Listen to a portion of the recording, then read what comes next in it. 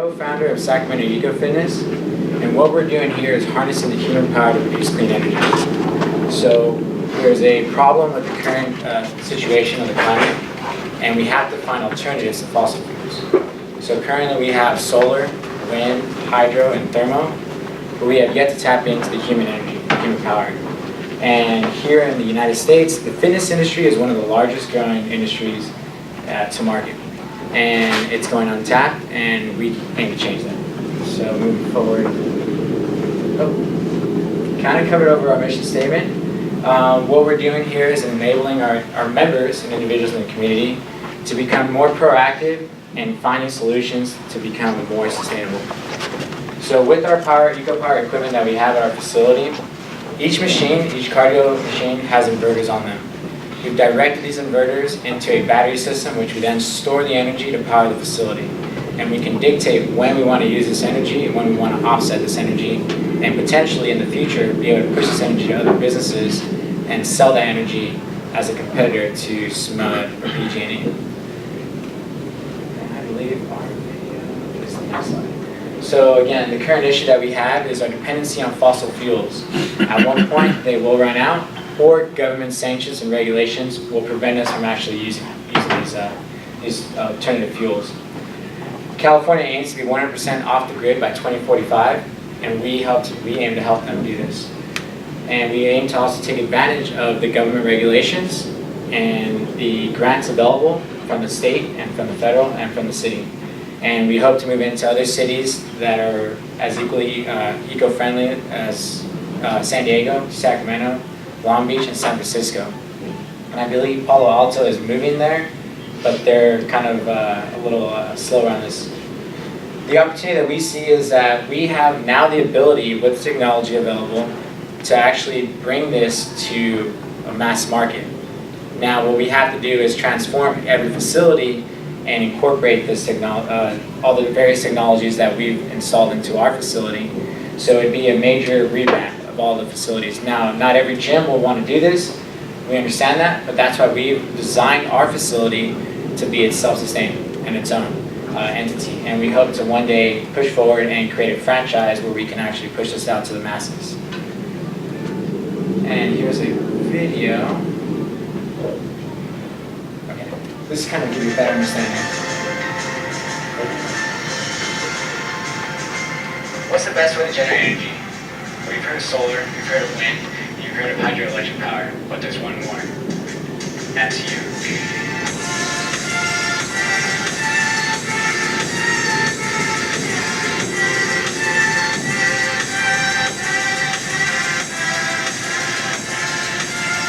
That's right. You can put energy back onto the grid just by working out. Hi, I'm Jose Vina, and this is Sacramento Eco Fitness, a revolutionary way to work out. While flying out of Los Angeles, I looked out the window to see a thick layer of smog, and I realized how poor our air quality truly is. In fact, a study conducted by the American Thoracic Society estimates that 9,320 people die per year due to poor air quality, and that's the same amount of deaths due to drunk driving. I later realized that there's a lot of energy being produced at the gym each day that's going to waste. That's why I created Sacramento Eco Fitness, a way to improve the air quality and improve your health at the same time. We're able to produce electricity utilizing eco-powered equipment that harnesses your human energy that's produced every time you jump onto one of these machines. At our first location, we were able to take our electric bill from $680 a month down to $38 a month with just a few eco-power cycles. But we have our eyes set on bigger things. Our goal is to open sustainable gyms across the country, producing enough electricity to sustain ourselves and also to offset the energy use of other buildings around us. Sacramento Eco Fitness isn't just another gym. We provide top quality equipment and better the environment at the same time. By supporting our Kickstarter, you can be on the front line of the eco-power revolution. If you want to improve the air quality and improve your health at the same time, please visit our Kickstarter to learn more. For more, please visit our website at sacramentoecofitness.com or in person at 1940 Elm Street. Perfect. So the current fitness industry, again, in the United States alone, has seen a 14% increase in the past 13 years. And that globally has allowed the industry to total $81 billion in 2016 as 151 1.5 million members throughout the world, visited 187,000 clubs. But of those facilities around the world, only one is actually harnessing the human power and storing that energy, and that's us, Sacramento Eco Fitness. So we empower our members in the community to not only improve their health, but improve the environment at the same time. So we live in a society where we have to have either goals set for us or we're competitive no matter what.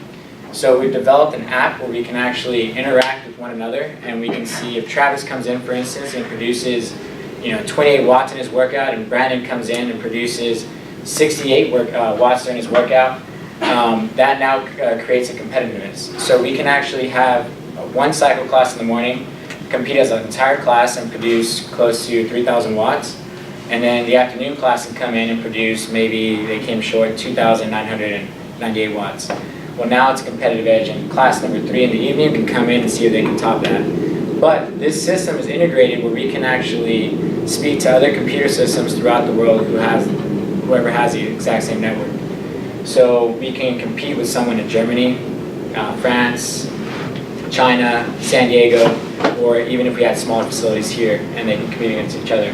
And then have a daily winner, a monthly, and so there's incentives for the individuals to not only come in and burn calories, but to produce the most watts and be on these machines.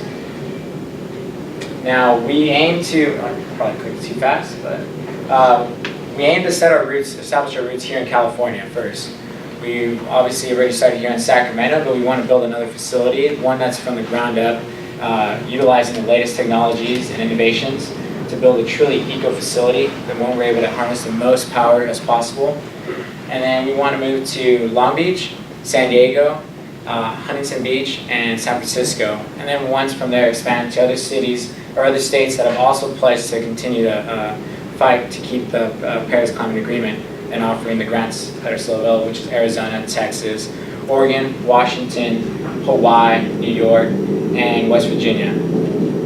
For the competition, currently we have a boutique style facility. It would be Orange Theory, that's closest to what we're doing. They offered a niche boutique style, and they've grown to over 400 facilities in 38 states in 7 different countries, and are bringing in $47.5 million in revenue a year. What we've done is integrated our system, taking what they've done, not only being able to burn 1,000 calories, but we can actually generate watts. So it's competitiveness. That's where they made their mark. We aim to do something different and give our members more, a bigger trophy. We've partnered with Enphase, Loom Solar, American Heart Association, Breathe Clean, Generation 180, UC Davis, and Sac State. And I think I'm done with time already. Okay. Currently, this is where we project to be with our membership sales here from this location. We also lease out space, sublease to personal trainers. We found that this is actually in high demand and can bring in extra revenue on the side. At first it was to help sustain ourselves, but then we noticed that it actually is a viable source, and we aim to continue to keep that. And then this is the team. I'm one of the co-founders. I've been in the Marine Corps for 10 years. Currently now in the reserves. I was a fire direction officer. I started as enlisted, and I did the acceleration program. I was promoted or given access to go to college, and then commissioned as an officer. And I was a collegiate, played soccer for Dominguez Hills and Sac State, and then personal training and TRX master trainer. And we have a co-founder as well, Mike Contreras. He was a swim instructor, and then we have Brandon Frontero here. I don't know why I skipped you, man. Yeah. And we are aiming to raise, we've already raised, $185,000 for the initial facility that we're at. And we're looking to expand into other cities, and further develop the one location that we have now and build 2 new locations from the ground up. And we also would like to utilize a portion of that, it's kind of hard for you to see, for franchising, legal fees, and then for marketing, and then another portion to pay for the team as well.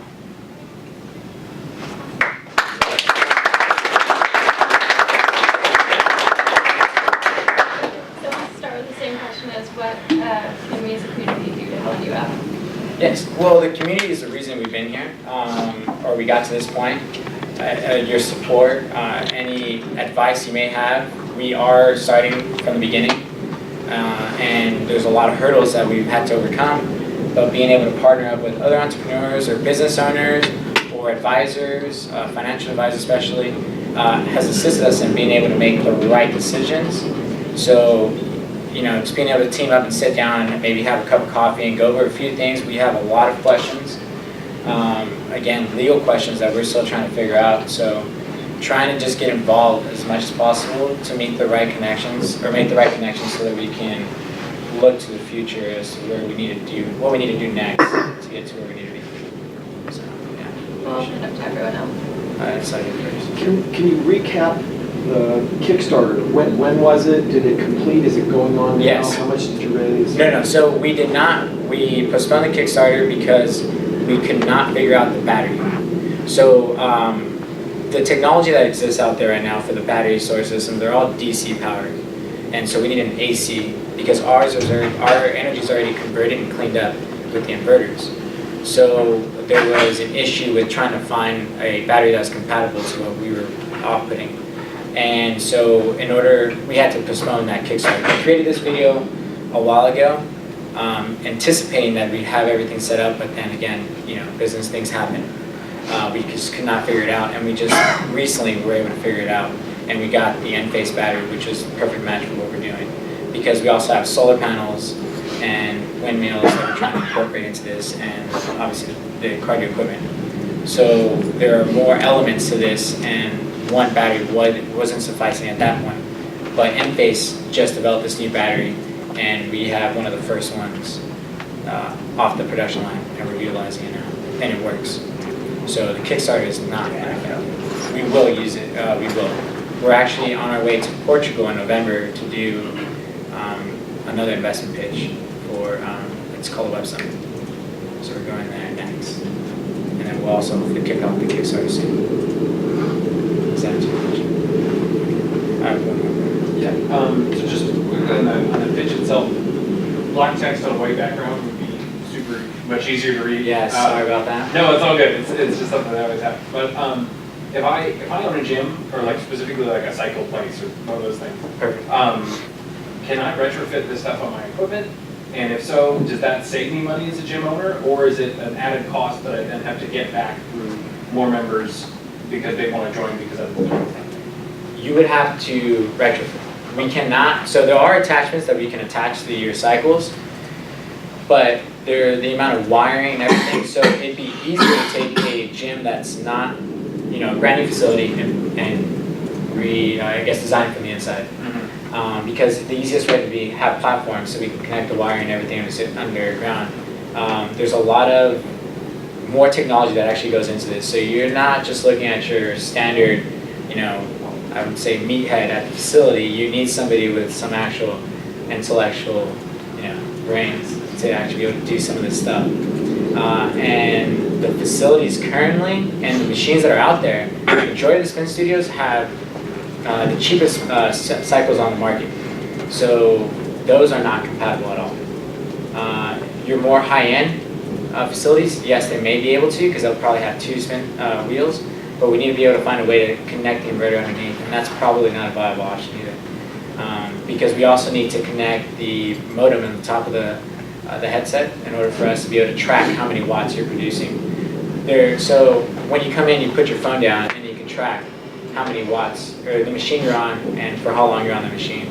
So there's more data that we can collect as well. So You answered my question, because so it's difficult to shrink wrap the product or the offering and sell it to existing gyms. That's why your offering includes the gym itself. Exactly. And the product. So a lot of gym owners may opt, and we spoke to a couple of franchise owners who own other gyms and see that it's not an option for them to revamp their entire facility, but they like the idea and they're willing to go ahead and go into another venture and start just an eco gym, because we're pulling to two different markets. There's individuals who may not want or care. The state really depends. Here in California, not a problem.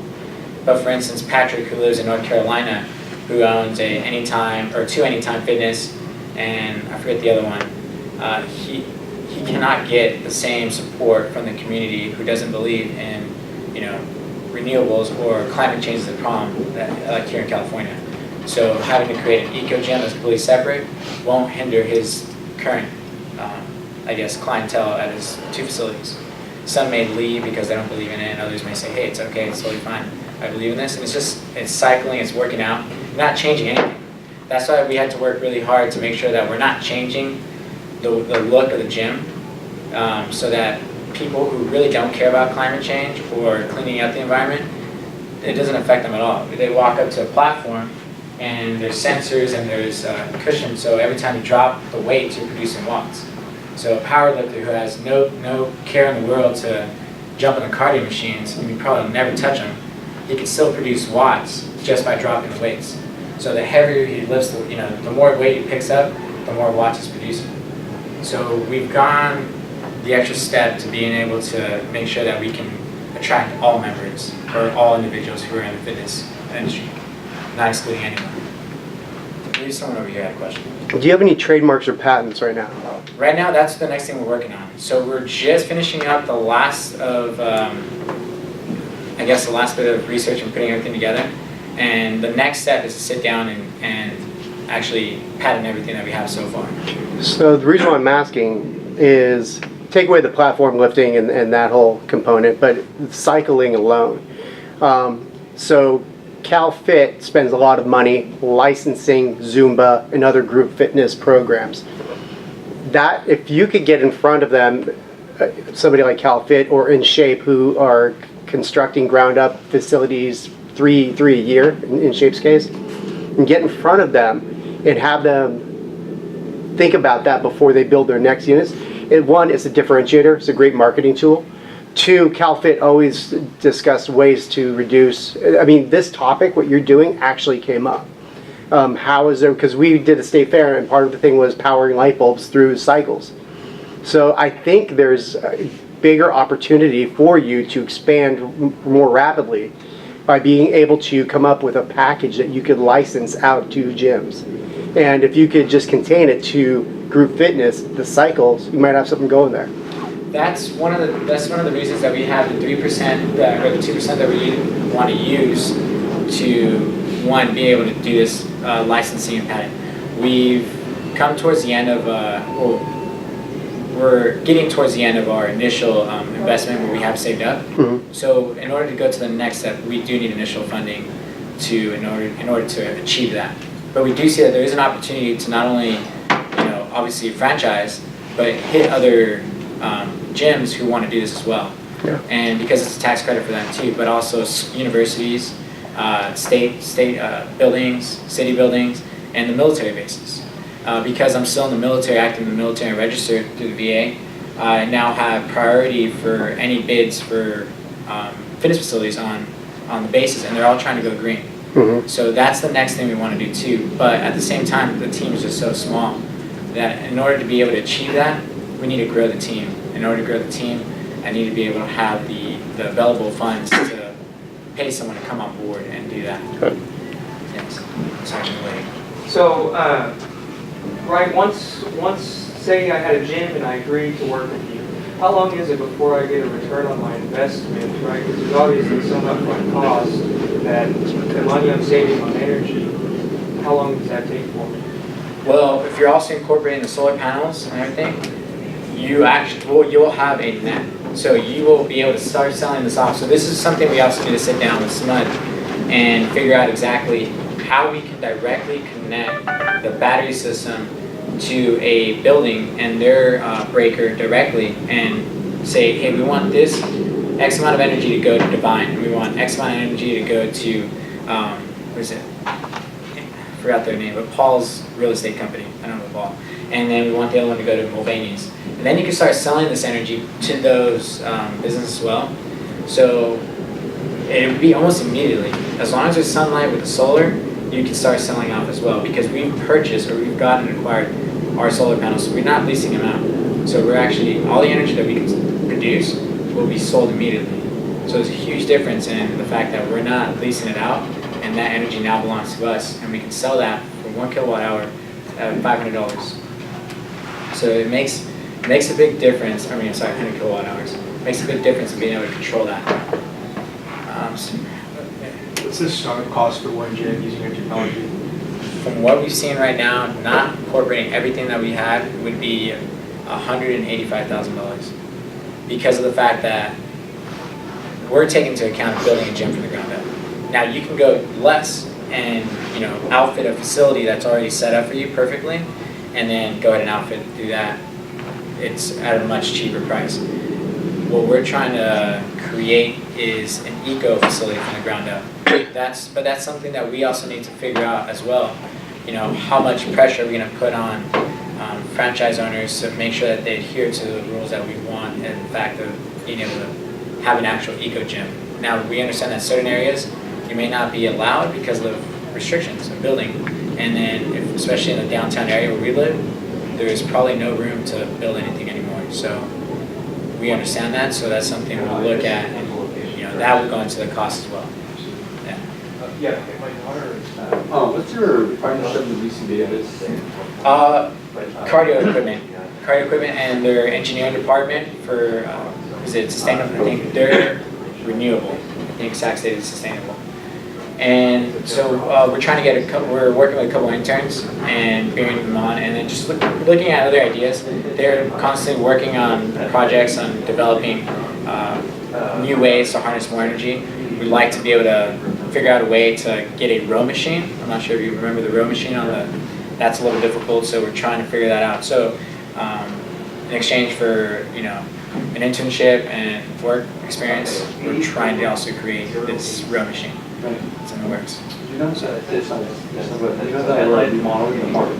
Yes. For the whole gym, so that could be what the conversation is. Everyone, I know, Sac State, so we're trying to, not expedite, but we're trying to get this done because Sac State is going to build another gym with the new dorms across the freeway, and we hope to get this into there. That is the goal. And so we have about 3 more years before they get to that point, but we are in works with Sac State. We were trying, UC Davis obviously had more funding available faster, and they're already breaking ground. So we are trying. If not, SMF, we can also work with them. The airports have charge stations at different airports, things like that. So have you done any type of ROI analysis or anything? And what I mean by that is, let's say I build a CalFit, and that costs $500,000. And my average PG&E or utility or SMUD or whatever is $4,000 a month or whatever that is. Versus what's the cost if I come in and I retrofit this whole gym with your methodology, and now what's my ROI on that? It cost me actually $200,000 to save $4,000 a month, right? That sort of thing. Yes. Have you guys looked at any of that on that level, or? Not on CalFit level.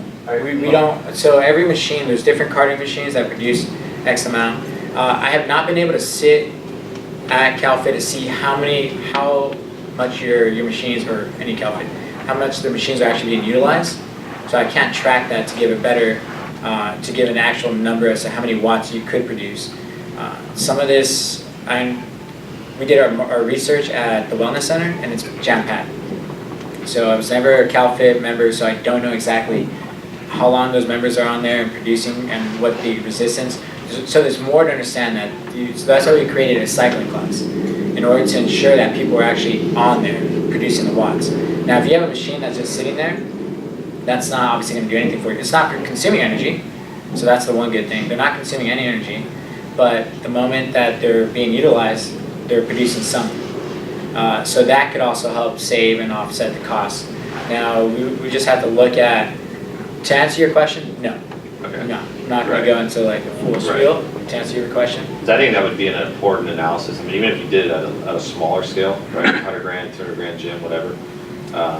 Because you go up what the gentleman said over here about licensing. I mean, I love the idea, and I love the build your couple gyms, that sort of thing. But I think from a scalability standpoint, if you're able to go gear more towards patenting the technology, or whatever that is, right?